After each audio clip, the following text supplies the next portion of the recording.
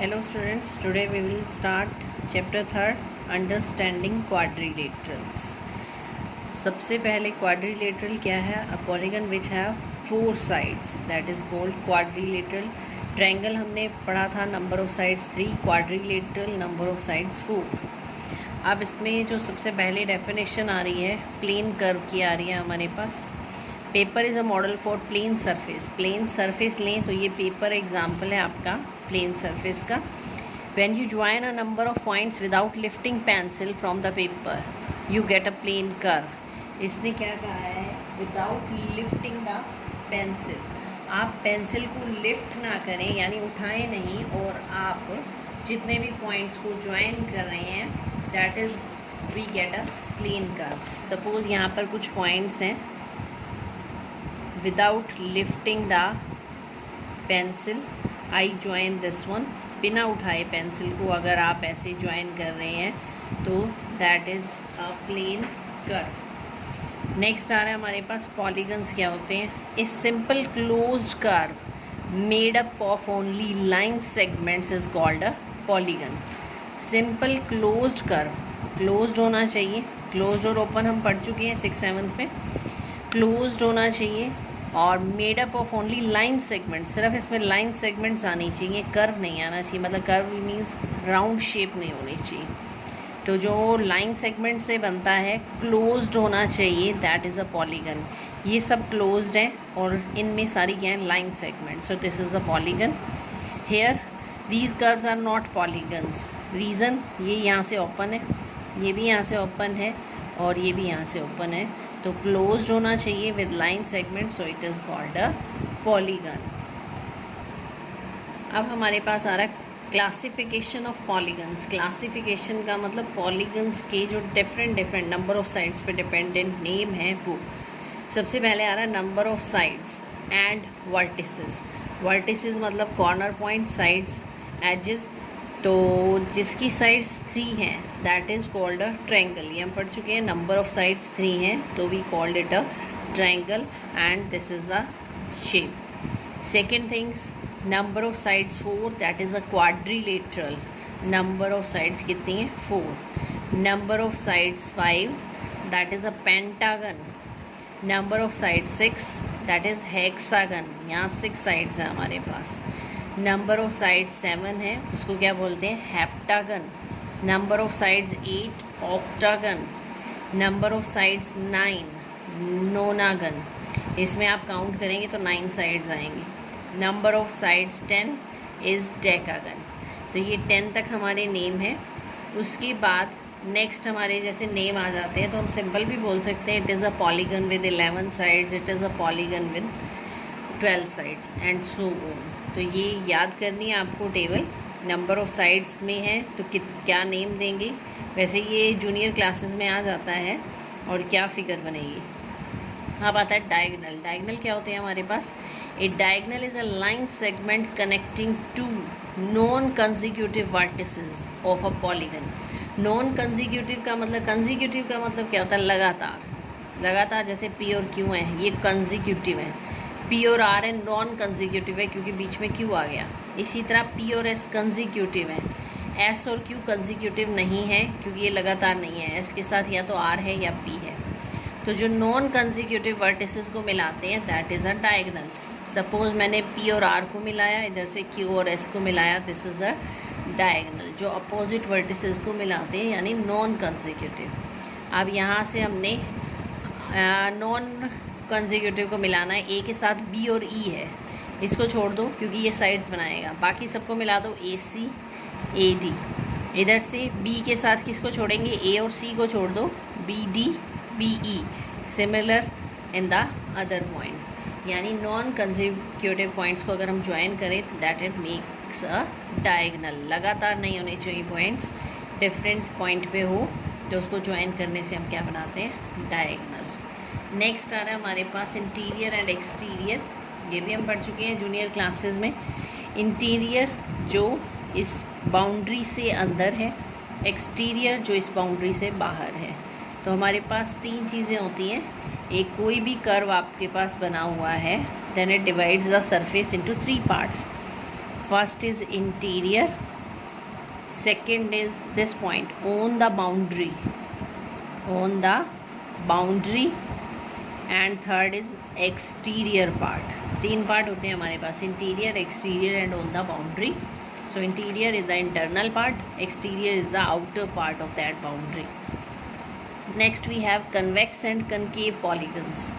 अब कन्वेक्स और कनकेव में क्या डिफरेंस होता है पॉलीगन्स में? डेफिनेशन है यहाँ पर, polygons that are convex have no portion of their diagonal in their exterior.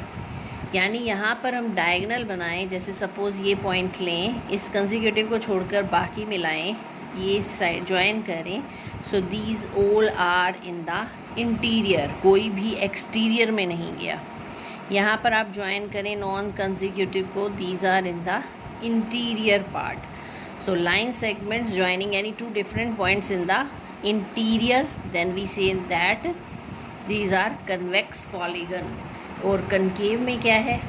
When we join 2 points here, it comes in the exterior part. अब मैंने इसको join किया, ये इस कर्व के इंटीरियर में नहीं है, आउटर पे है, तो this is concave.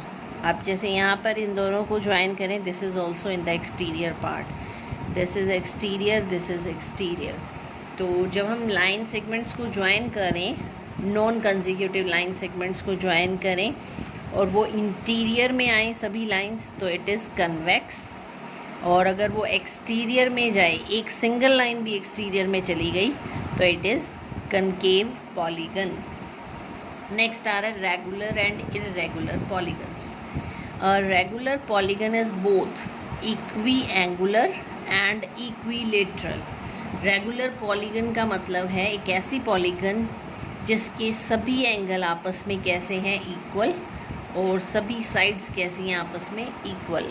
Example is there, square has sides of equal length and angles of equal major.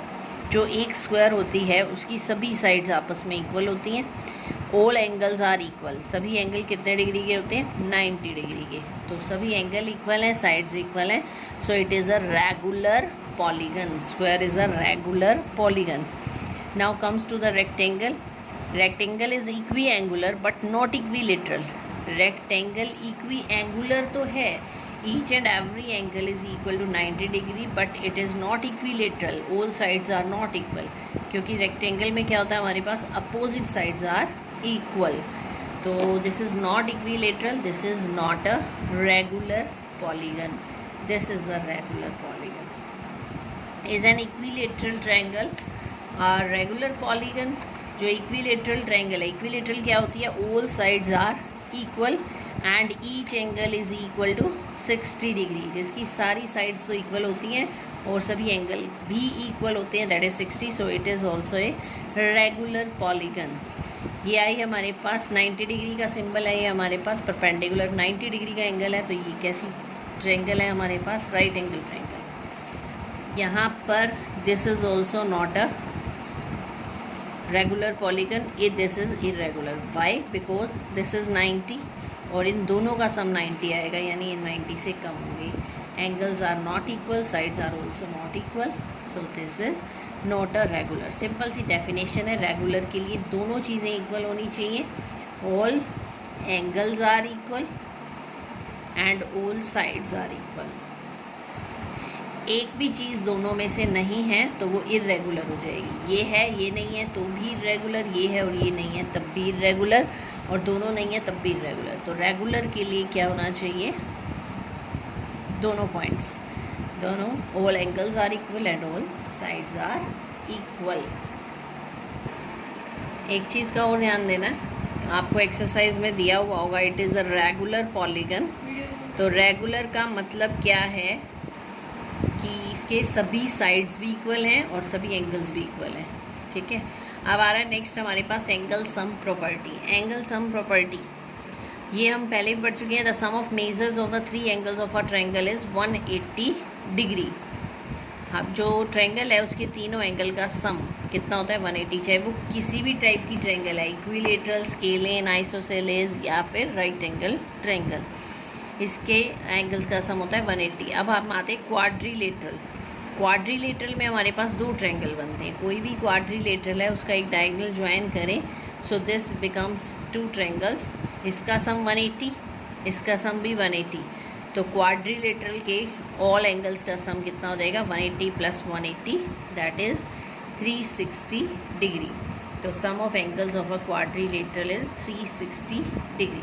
इससे ज़्यादा कोई आएगा तो वो नेक्स्ट एक्सरसाइज में आ जाएगा आपके पास। मोर देन 4 साइड्स में हम सम कैसे निकालते हैं, फॉर्मूला होता है इसका हमारे पास n-2 × 180, ये एंगल सम का फॉर्मूला है, एंगल सम का फॉर्मूला है हमारे पास n-2 × 180। तो ये एक्सरसाइज में क्लियर हो जाएगा, आपके पास आएगा हमारे पास। तो अभी फ़िलहाल इतना ही बेसिक था ये एक्सरसाइज 3.1 का, फिर हम एक्सरसाइज करेंगे 3.1। Thank you.